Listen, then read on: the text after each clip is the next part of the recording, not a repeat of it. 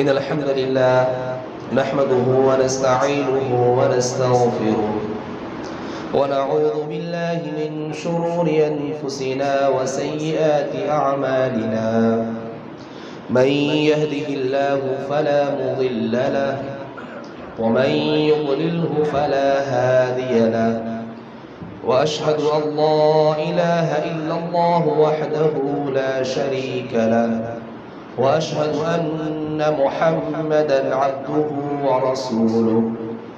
أما بعد فإن خير الحديث كتاب الله وخير الهدي هدي محمد صلى الله عليه وسلم وشر الأمور محدثاتها وكل محدثة بدعة وكل بدعة ضلالة وكل ضلالة في النار.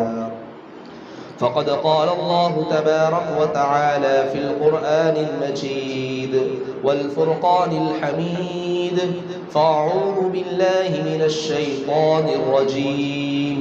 بسم الله الرحمن الرحيم.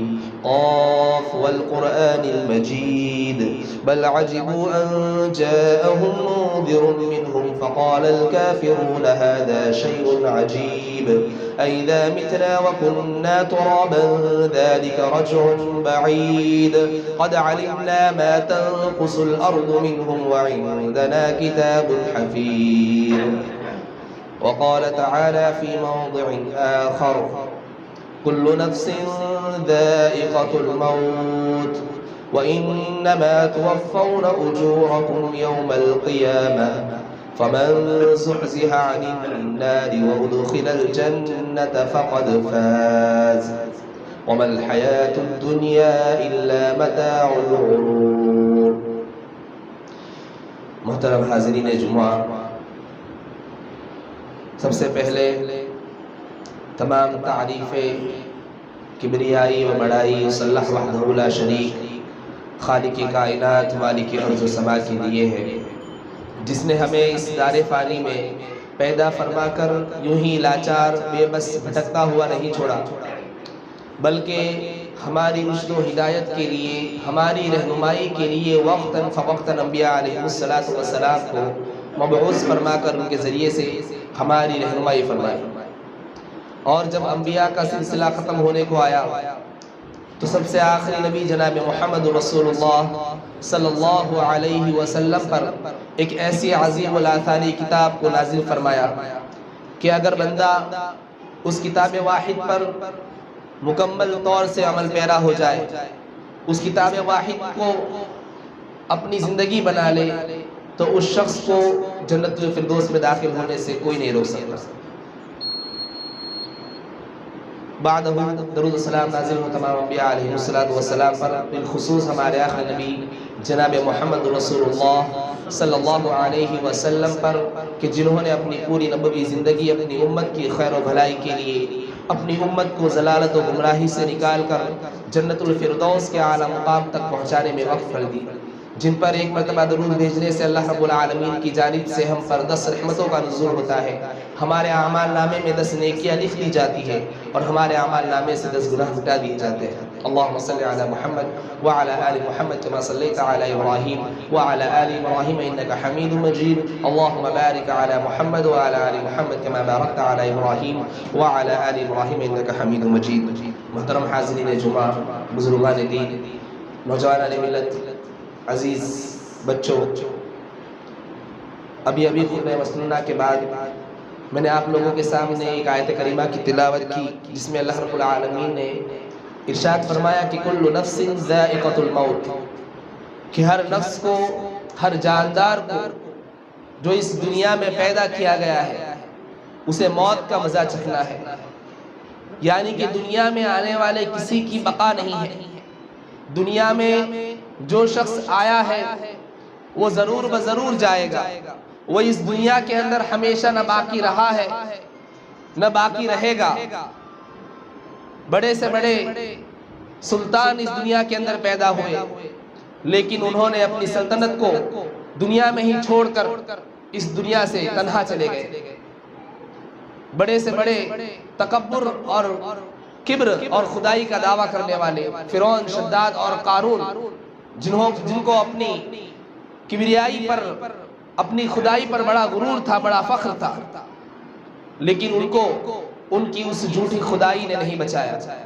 وہ بھی اس دنیا سے گزر گئے. اس دنیا سے ایسی عبرتناک اللہ رب العالمین نے انہیں موت دی کہ آنے والے تمام لوگوں کے لیے عبرت بنا دیا گیا. تو بہرحال اس آیت کریمہ کی اس نقطے سے ہمیں پتہ چلا کہ دنیا کے اندر کسی کے لیے بقا نہیں ہے. دنیا کے اندر آنے والا ہر شخص جانے والا ہے. اور کہاں جانے والا ہے؟ کہاں جانے والا ہے؟ آخرت کی زندگی میں جانے والا ہے. ہم سب کے لیے یہاں پر یہ ابدی زندگی نہیں ہے، ہمیشگی والی زندگی نہیں ہے. یہ زندگی ایک ایسی زندگی ہے جسے دارالامتحان کہا جاتا ہے. یہ دنیا جسے آخرت کی کھیتی کہا جاتا ہے. اللہ کے نبی صلی اللہ علیہ وسلم نے فرمایا کہ الدنیا مزرعۃ الآخرہ، کہ دنیا جو ہے یہ آخرت کی کھیتی ہے. یعنی یہ دنیا ہمیشگی والی دنیا نہیں ہے. یہاں پر جو چھوٹا بچہ تھا، وقت گزرتے گزرتے وہ بڑا ہو جاتا ہے، بالغ ہوتا ہے، جوان ہوتا ہے، اس کے بعد بڑھاپا آ جاتا ہے، اس کے بعد اس دنیا سے گزر جاتا ہے. کبھی کبھی ایسا ہوتا ہے کہ وہ بچہ ابھی جوانی کو پہنچتا نہیں ہے، اسے اللہ رب العالمین اس دنیا سے رخصت کر دیتا ہے. کبھی جوان شادی تک نہیں پہنچتا ہے، اسے اس دنیا سے چلے جانا پڑتا ہے. الغرض ہر کسی کو موت کا مزہ چکھنا ہے. اور اللہ رب العالمین نے ہماری امت کے اوپر اور بنی نوع انسان کے اوپر ایک بہت بڑا احسان کیا کہ ہمیں اپنے موت کی خبر وقت سے پہلے نہیں دی. ہمیں ہماری موت کا وقت بتایا نہیں. یہ ہمارے اوپر سب سے بڑا احسان ہے. ورنہ اگر آپ کو پتا چل جائے کہ آپ 30 سال کی عمر کے اندر اس دنیا سے فنا ہونے والے ہو، تو 30 سال کی عمر سے پہلے آپ 60 سال کے ہو جاؤ. آپ کی عمر ختم ہو جائے گی، آپ وقت سے پہلے بوڑھے ہو جائیں گے. جیسے آج ہم دیکھتے ہیں کہ جو بہت زیادہ ٹینشن اور ڈپریشن میں چلے جاتے ہیں، تو وقت سے پہلے ان کے بال کیا ہوتے ہیں؟ سفید ہو جاتے ہیں، ان کے اوپر بڑھاپا طاری ہونے لگتا ہے. تو اگر کسی کو پتا چل جائے کہ میں آج صبح کے وقت میں اس دنیا سے ختم ہونے والا ہوں، میری موت ہو جانے والی ہے. بہت سارے ڈاکٹر کینسر پیشنٹ کو یہ کہہ دیتے ہیں کہ بس آپ کے پاس اب 1 مہینہ بچا ہے. اس 1 مہینے میں اس شخص کی حالت اتنی خطرناک ہو جاتی ہے کہ 1 مہینہ تو درکنار 15 دن کے اندر اس دنیا سے گزر جاتا ہے، صرف یہ سوچ کر کہ اب 1 مہینے کے بعد مجھے اس دنیا سے جانا ہے. تو اللہ رب العالمین کا بہت بڑا انعام ہے کہ اللہ رب العالمین نے ہمیں اس بات کو بتایا نہیں کہ تمہاری موت کب آنے والی ہے، لیکن متنبع ضرور کیا، بتایا ضرور کہ اس 24 گھنٹے کے اندر آپ کی موت آپ کو کبھی بھی آ سکتی ہے. یعنی موت کے لیے ایک عمر متعین نہیں ہے کسی شخص کے لیے کہ آپ 60-65 سال کی عمر کو پہنچو گے تو آپ کی وفات ہوگی. ایسا نہیں ہے. موت اس 24 گھنٹے کے اندر کبھی بھی آ سکتی ہے. تو ہمیں متنبع رہنا ہے. کیوں متنبع رہنا ہے؟ اس لیے کہ یہ دنیا دارالامتحان ہے. امتحان کا جو مرحلہ چلتا ہے اور اس سے پہلے ہم جو تیاری کرتے ہیں، جب امتحان کا وقت آ جاتا ہے اور انسان جب پرچہ لکھ لیتا ہے تو اس کے بعد کیا ہوتا ہے؟ سیدھا جزا. اب بدلہ ملے گا کہ آپ نے کامیاب ہوئے یا فیل ہوئے. تو یہ دارالامتحان ہے. ہمیں یہاں تیاری کرنا ہے. کیا پتا کون سے وقت ہمیں جزا کے لیے بلا لیا جائے. دنیا کے لیے لوگ بہت پریشان ہیں. ہر گھر کے اندر بچہ پریشان ہے کہ میں کیسے جو ہے کھیلوں، کس طریقے سے مجھے کھلونے ملے. جب وہ جوانی کو پہنچتا ہے تو پریشان ہوتا ہے کہ میں اپنے دوستوں کے ساتھ وقت کس طریقے سے گزاروں، یہ کس طریقے سے کھیلوں، مجھے یہ چیزیں کس طریقے سے حاصل ہوں، دنیاوی فواحشات والی چیزیں وہ کس طریقے سے مہیا کرے. اور جیسے جیسے وہ جوانی کو پہنچتا ہے اور جوانی کو پہنچنے کے بعد جب اس کے اوپر ذمہ داریاں آتی ہیں تو وہ پریشان ہو جاتا ہے کہ میں اپنے گھر والوں کو، اپنے والدین کو کس طریقے سے کما کے کھلاؤں. الغرض دنیا کی پریشانی کے اندر ہر شخص ڈوبا ہوا ہے، اس لیے کہ اس نے اپنی آخری حد جو ہے اس دنیا کو رکھا ہوا ہے. حالانکہ ہمارا آخری حد دنیا نہیں، آخرت ہونی چاہیے. انسان اگر اپنی کامیابی کو یہ سمجھے کہ دنیا کے اندر کامیاب ہو جانا ہی کامیابی ہے تو یاد رکھے یہ اس کی ناسمجھی اور بے وقوفی ہے. نا سمجھی اور بے وقوفی ہے، اس لیے کہ دنیا کی کامیابی حقیقی کامیابی نہیں ہو سکتی۔ بہت سارے ایسے والدین ہوں گے جنہوں نے اپنے بچوں کو بہت اچھے سے اچھی اور اعلیٰ سے اعلیٰ تعلیم دی، ڈاکٹر اور انجینئر بنایا، اس کے بعد بھی ان کے دلوں کے اندر غم ہوگا، وہ والدین کی عزت نہیں کرتا ہوگا۔ اتنا تعلیم یافتہ بنانے کے بعد بھی انہوں نے ان کے والد کو گھر سے نکال دیا ہوگا۔ بہت سارے ایسے واقعات بھرے پڑے دیکھا جائے تو، لیکن اعلیٰ تعلیم کسے کہتے ہیں؟ اس لیے حقیقی کامیابی کی طرف ہمارے بچوں کی، ہمارے آنے والی نسلوں کی آنے والی حقیقی کامیابی جو ہے، اس کامیابی کی طرف لوگوں کو متنبع کرو، اس کامیابی کی طرف لے کر کے جاؤ۔ حقیقی کامیابی کیا ہے؟ اللہ رب العالمین نے فرمایا کل نفس ذائقۃ الموت، ہر نفس کو موت کا مزہ چکھنا ہے، وَإِنَّمَا تُوَفَّوْنَ أُجُورَكُمْ يَوْمَ الْقِيَامَةِ۔ اب یہاں پر بتایا کہ ہر شخص کو اپنے اپنے اجر کا برابر بدلہ کہاں ملے گا؟ قیامت کے دن ملے گا۔ دنیا کے اندر کیا ہوتا ہے؟ ایک انسان کسی معاملے میں پھنس جاتا ہے، اسے اٹھا کر کے جیل کی طرف لے کر کے جایا جاتا ہے، دنیاوی قانون کو کچھ پیسوں سے خرید کر کے کیا کیا جاتا ہے؟ اپنے آپ کو گنہگار ہونے کے باوجود بھی بری الذمہ شمار کر دیا جاتا ہے کہ میں بری ہو گیا، لیکن حقیقی معنوں میں وہ بری نہیں ہوا، حقیقی معنوں میں وہ بری نہیں ہوا۔ اسے دو طرح کی سزا ملے گی، اس لیے کہ اس نے اپنے مخالف کے اوپر ظلم کیا ہے۔ ظلم کی سزا اللہ رب العالمین نے فرمایا کہ ظلم کی سزا دنیا میں مرنے سے پہلے بھی اسے ملے گی، اور کل قیامت کے دن تو اس کے لیے جہنم ہے۔ لیکن جو پورا کا پورا بدلہ دینے والا اللہ رب العالمین آپ کو کل قیامت کے دن حشر کے میدان میں پورا بدلہ دیا جائے گا۔ آپ نے جو اچھے اعمال کیے ہوں گے، آپ نے جو بھی بویا ہوگا، وہ ساری کی ساری چیزیں کل قیامت کے دن دی جائے گی۔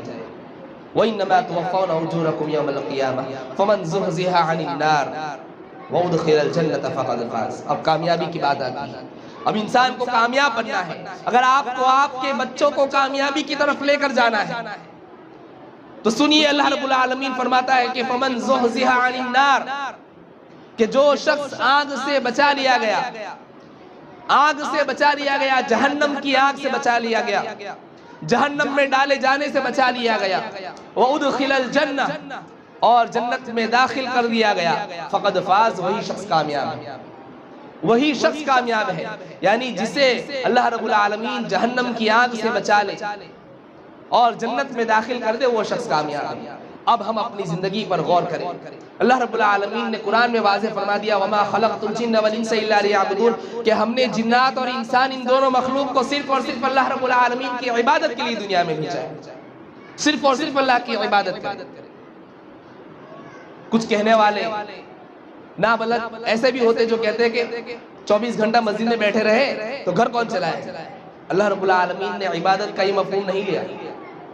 آپ 5 وقتہ نماز کی پابندی کریں، اور نماز کی پابندی کے ساتھ ساتھ آپ حقوق اللہ اور حقوق العباد کو ادا کریں، یہ بھی عبادت ہے۔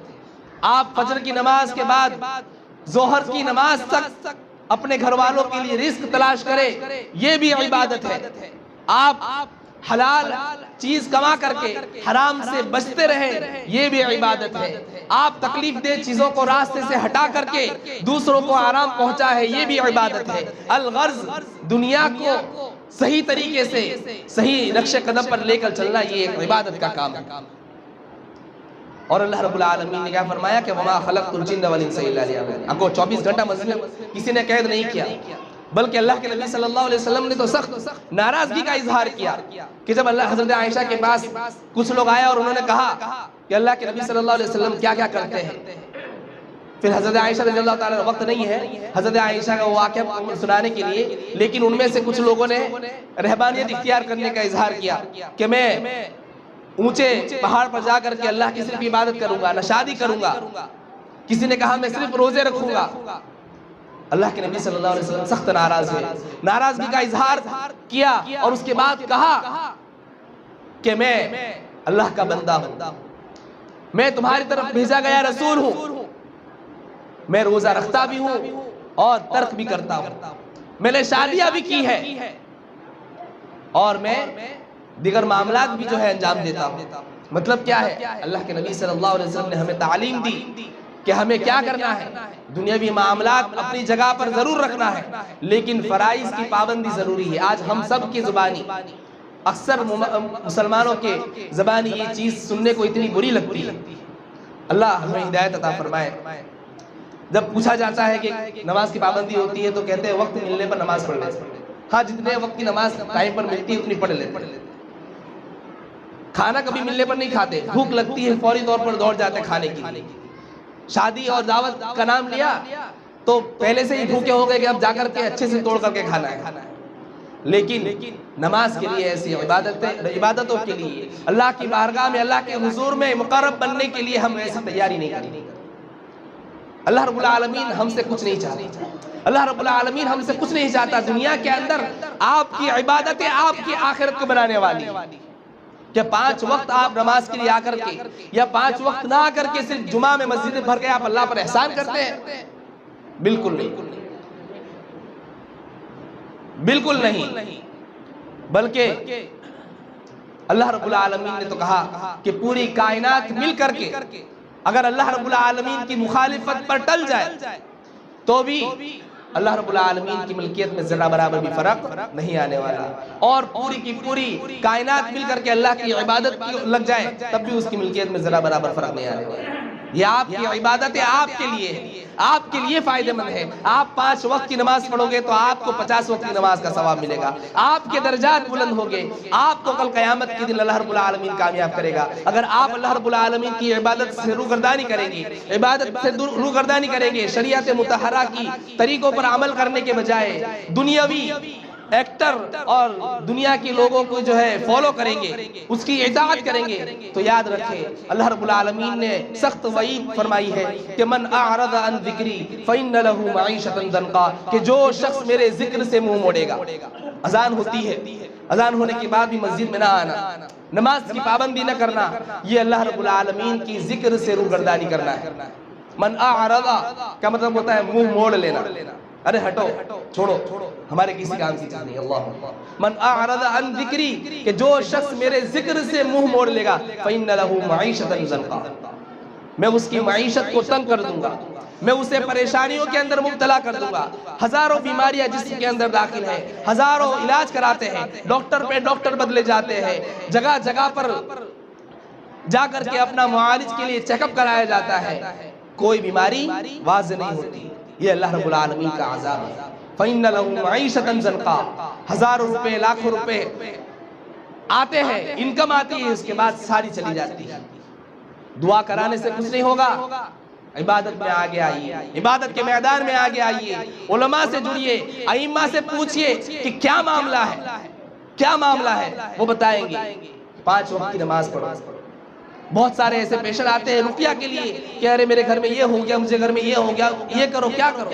5 وقت کی نماز یہ آپ کا علاج ہے، تسلی بخش علاج ہے۔ 5 وقت کی نماز آپ نے وقت پر پڑھ لی، آپ کی ساری بیماریاں ختم ہو گئی۔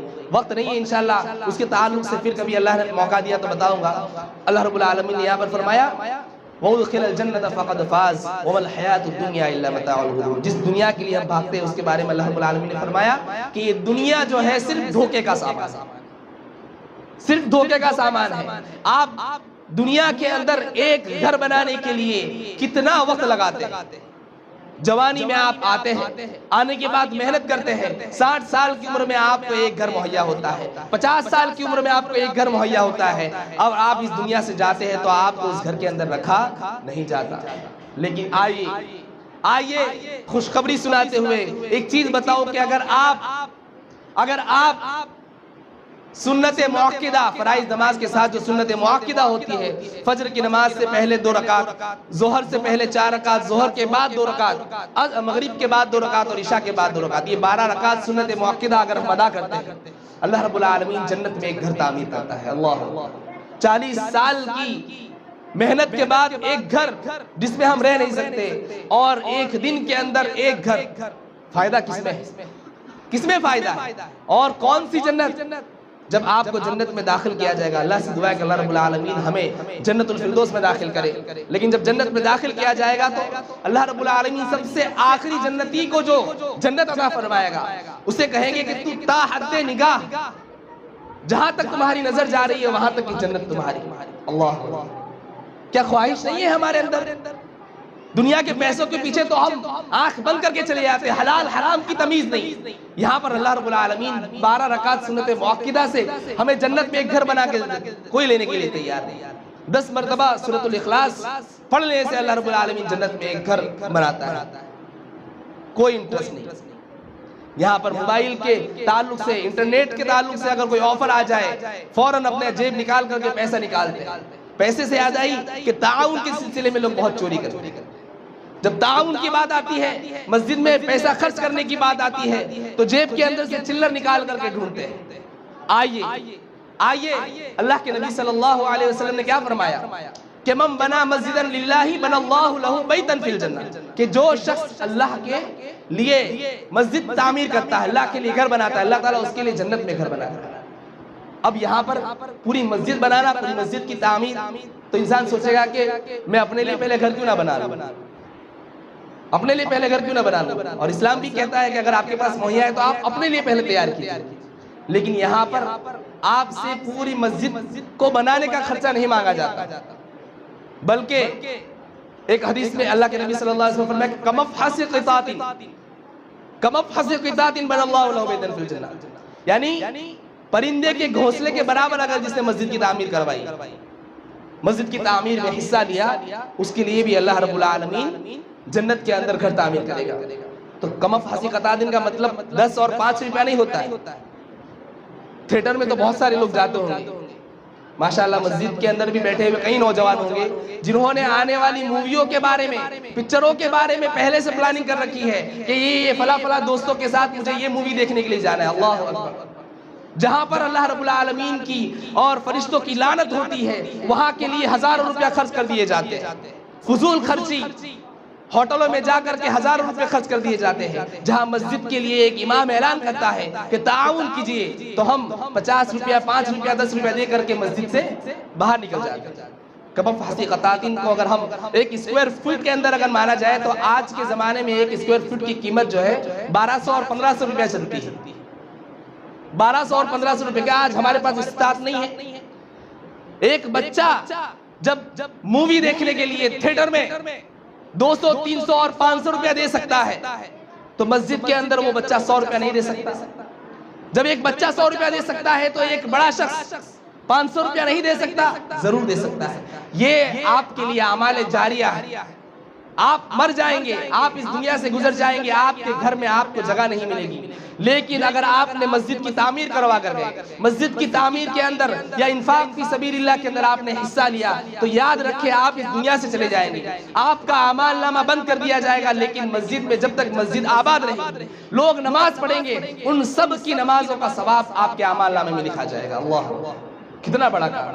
اور اتنے بڑے کام کے لیے ہم چھوٹی سی رقم دے کے چلے جاتے ہیں، مطلب سستے میں نپٹا دیتے. جہاں پر کام بننا ہوتا ہے وہاں سستے میں نپٹا دیتے ہیں، اور جہاں شیطان جو ہے لینے کے لیے بیٹھے ہیں وہاں پر 200 کروڑ 400 کروڑ نیوز میں آتا ہے سامنے کہ اس فلم نے جو ہے 500 کروڑ وہ کر لیے اور 200 کروڑ کر دیے. اور یہاں پر ہم مسلمانوں کی مسجدیں 5-5 سال 10-10 سال گزر جاتے ہیں ویسی کی ویسی ہے. تو ضرورت اس بات کی ہے کہ ایسے دین کی کاموں کے اندر انفاق فی سبیل اللہ کرے جو آپ کو مرنے کے بعد بھی آپ کے اعمال کو جاری رکھنے والے ہیں، بلکہ آپ کے قبیح اعمال، جس طریقے سے یہاں پر آپ پیسہ دینے سے آپ کے اعمال جاری رہیں گے، ویسے اگر آپ نے ان لوگوں کا تعاون کیا، ان خبیثوں اور مکاروں کا تعاون کیا، تو جب تک ان کا کام چلتے رہے گا آپ کے اعمال نامے میں گناہ لکھے جائیں گے. ان کے تھیٹر جب تک چلتے رہیں گے تب تک آپ کے اعمال نامے میں گناہ لکھے جائیں گے. اس لیے کہ جس طریقے سے نیکی کا بدلہ نیکی ہے اسی طریقے سے برائی کا بدلہ برائی ہے. اللہ رب العالمین سے دعا ہے کہ اللہ رب العالمین ہمیں نیک کام کرنے کی توفیق عطا فرمائے. اللہ رب العالمین سے دعا ہے کہ اللہ رب العالمین جو بیمار ہے ان کو شفا کاملہ عاجلہ عطا فرمائے. جو اس دنیا سے گزر چکے ہیں الہ العالمین ان کو ان کی مغفرت فرمائے. الہ العالمین ہم سب کو استقامت پر قائم رکھے، نماز کا پابند بنائے اور انفاق فی سبیل اللہ کرنے کی توفیق عطا فرمائے. آمین یا رب العالمین. وآخر دعوانا الحمدللہ رب العالمین. إن الحمد لله نحمده ونستعينه ونستغفره ونعوذ بالله من شرور أنفسنا وسيئات أعمالنا من يهده الله فلا مضل له ومن يضلله فلا هادي له وأشهد أن لا إله إلا الله وحده لا شريك له وأشهد أن محمدا عبده ورسوله أما بعد فإن خير الحديث كتاب الله وخير الهدي هدي محمد صلى الله عليه وسلم وشر الأمور محدثاتها وكل محدثة بدعة وكل بدعة ضلالة وكل ضلالة في النار فقد قال الله تبارك وتعالى في القرآن المجيد فأعوذ بالله من الشيطان الرجيم إن الله وملائكته يصلون على النبي يا أيها الذين آمنوا صلوا عليه وسلموا تسليما اللهم صل على محمد وعلى آل محمد كما صليت على إبراهيم وعلى آل إبراهيم إنك حميد مجيد اللهم بارك على محمد وعلى آل محمد كما باركت على إبراهيم وعلى آل إبراهيم إنك حميد مجيد عباد الله رحمكم الله إن الله يأمر بالعدل والإحسان وإيتاء ذي القربى وينهى عن الفحشاء والمنكر والبغي يعظكم لعلكم تذكرون اذكروا الله يذكركم وادعوه يستجب لكم ولذكر الله أكبر قوموا إلى الصلاة